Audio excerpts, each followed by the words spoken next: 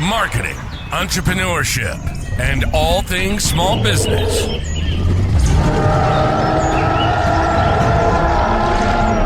You're listening to the Jurassic Marketing's Triceratops.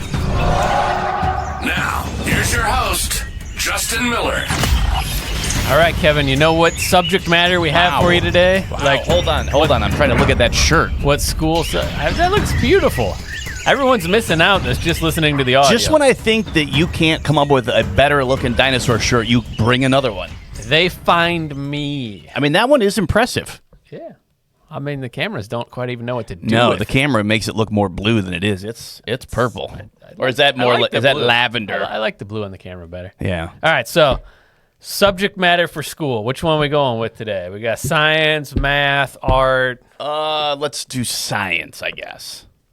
All right, the science of ROI. No, that doesn't work. Science of ROI. Okay. No, it's math today. Sorry. Come on. It's math. I hate Incorrect math. answer. All right. I don't, Oh, there we go. Sorry. I don't have buzzer. Sorry. No Well, buzzer. that's still kind of a wrong. Now, we're talking about response rates. So we're kind of continuing our December theme. Mm-hmm. We've had... we've kind of gone through every area of response and success and failure. But now we're going to go into the math of it, which is everyone's favorite topic.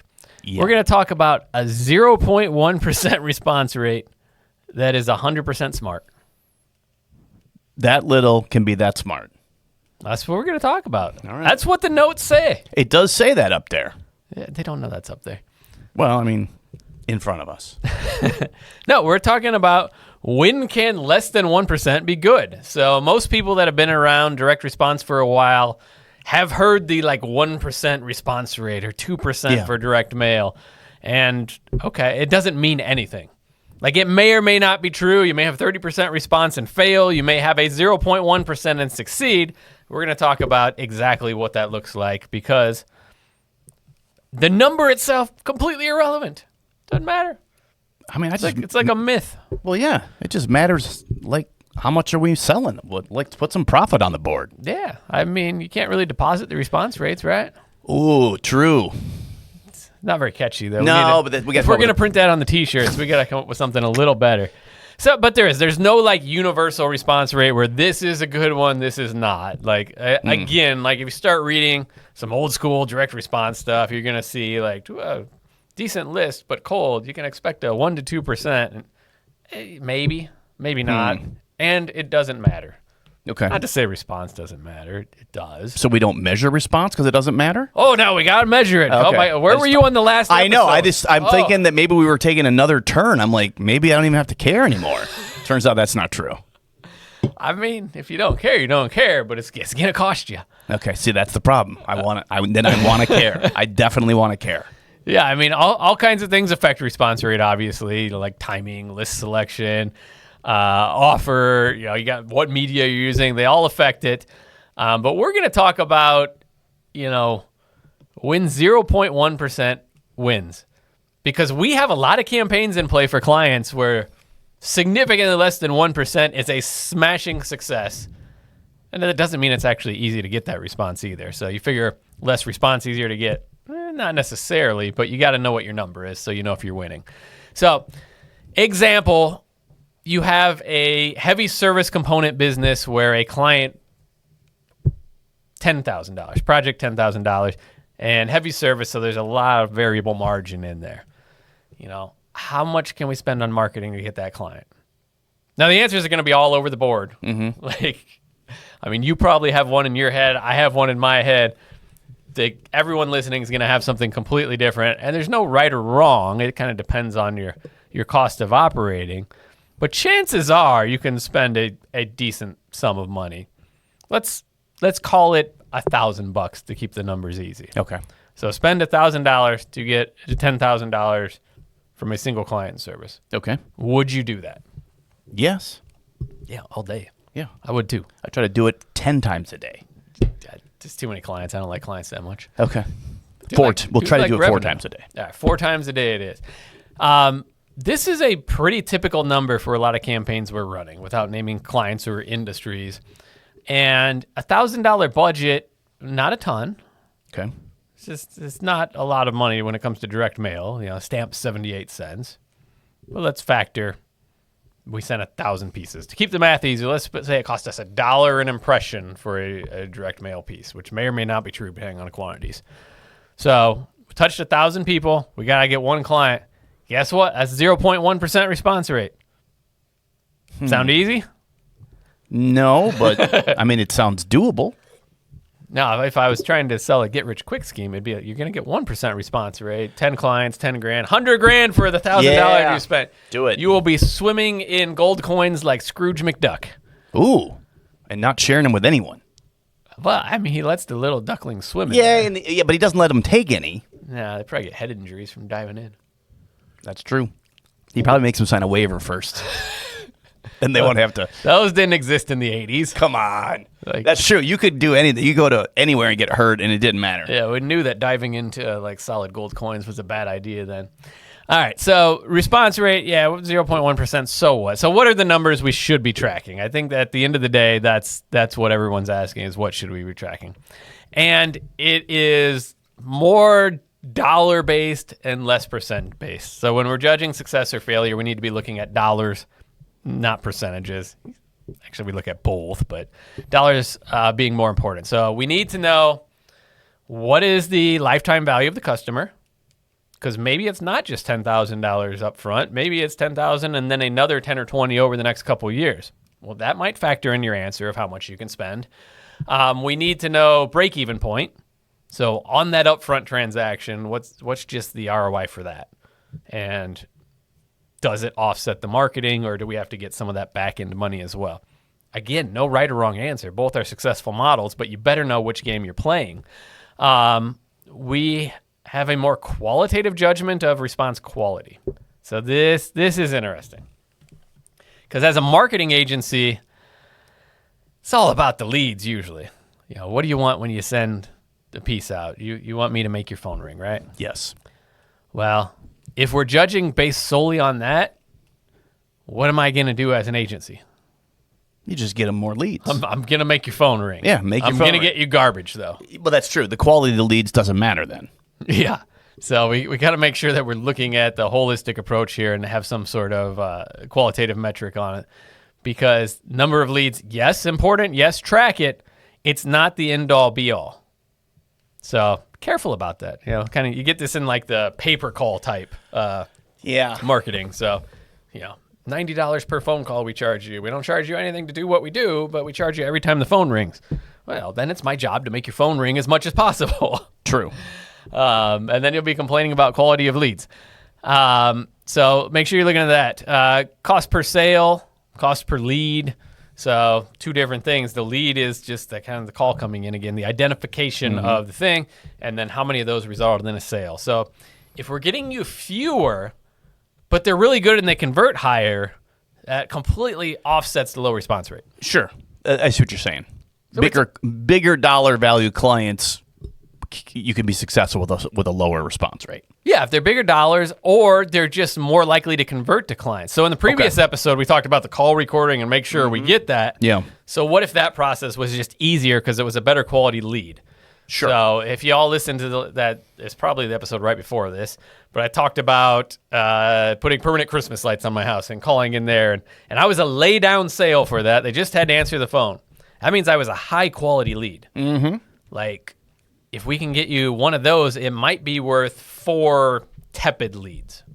Yeah. So we got less work to close it too. Less work to just less work. I mean, I didn't even mention that. Like, if I get you 100 crappy leads and in there is the one gold one, and you got a mind for it, and read through it. Your staff's annoyed with the crappy leads coming in, which they'll do a worse job then, but it's just tying up resources and mental bandwidth. I mean, I like simplicity. If you could just give me the sale, that'd be awesome.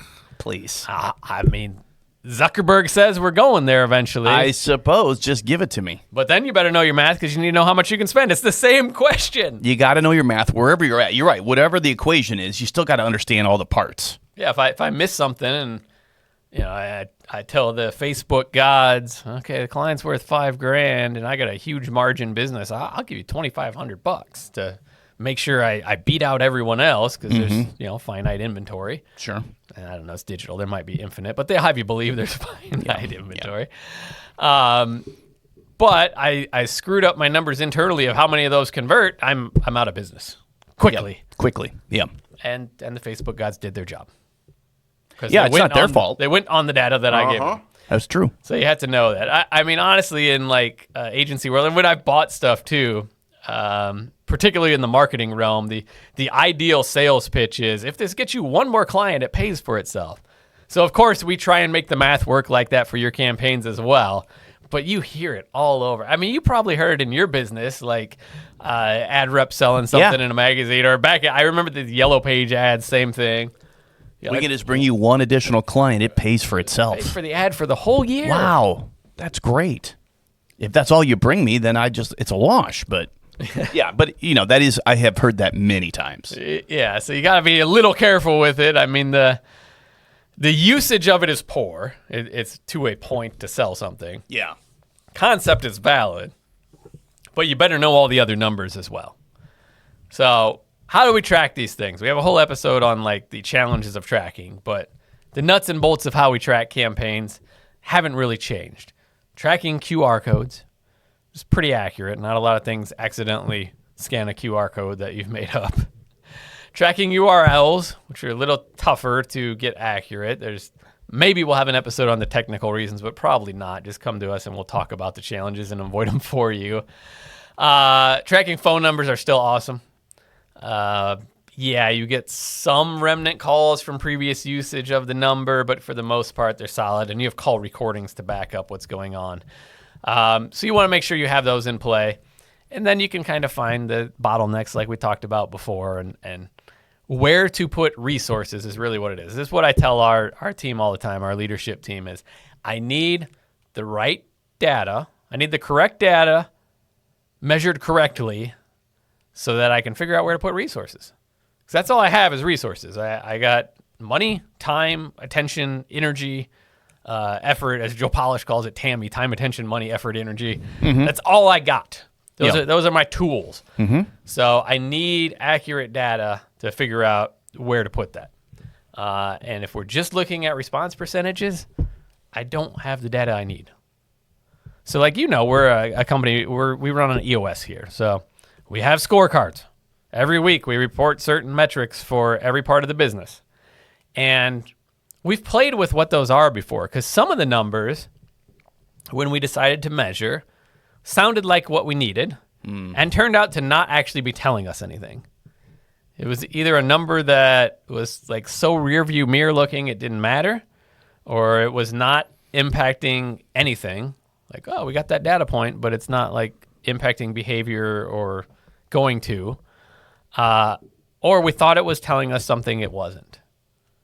I wish I would have brought a specific example for that, but I'll give you a financial one that's pretty easy. So like profit and loss type stuff, right? Yeah. So year to date, profit and loss, net profit percentage. Sounds good, but as you get in the year, it becomes so weighted and hard to move that it doesn't tell you information quickly enough to make any decisions. Okay. So we added or switched to, in some cases, a 4-week rolling profit metric. So what happened in the past 4 weeks? And holy cow, that can swing. Yeah. But on like the year to date, it's moving like a little, like a 10th Yeah, of a by percent of September, you're having a hard time moving that needle. Yeah, and it's not impacting behavior. And we're like, we lost 1/10 of a percent, but the last 4 weeks we were negative 30%. Oh, that hits a little bit different. Yeah. So we want to make sure we have the right numbers there. We want good numbers telling us good stuff. We want good leads, good client lifetime or project value. If you have both, that's amazing, but you don't have to. Like anyone that's like read I think it's in the Jurassic Marketing. It's probably in both of them, Jurassic Marketing and the Magic of Newsletters. It's the 40-year story of the client newsletter for the DJ business. And that was, we can mail this to someone for 40 years, get one referral and still break even. So we knew the number over there, and that was important in justifying the spend on that particular media. So how much can I spend? What's the client worth? How long will they stay? So client retention, this was another one that we toyed around with measurement on. And there were a lot of discussions on how exactly do we measure this? Which clients do we count? Because it became very skewed as well. Because if we took all the clients forever, we got some with really long tenure, like have been spending money with me for a decade. Mm-hmm. Well, that can very easily skew a lot of people that came in and went out the door within 3 months. Yeah. So the number wasn't telling us what we wanted it to tell. So we got to look at that, but we have to have some idea if they stick around or not. That is a big one. We're still measuring that in different ways. So that is, I mean, in a nutshell, that's it. Got to know how much it costs, how will they convert, how much they're worth, how long they stay, do they repeat. All those metrics way more important than percent response. Makes sense. 0.1% a success? Maybe. No, I see. Now you've convinced me that it's possible. It's not only is it possible, most of the campaigns we run here are based around that.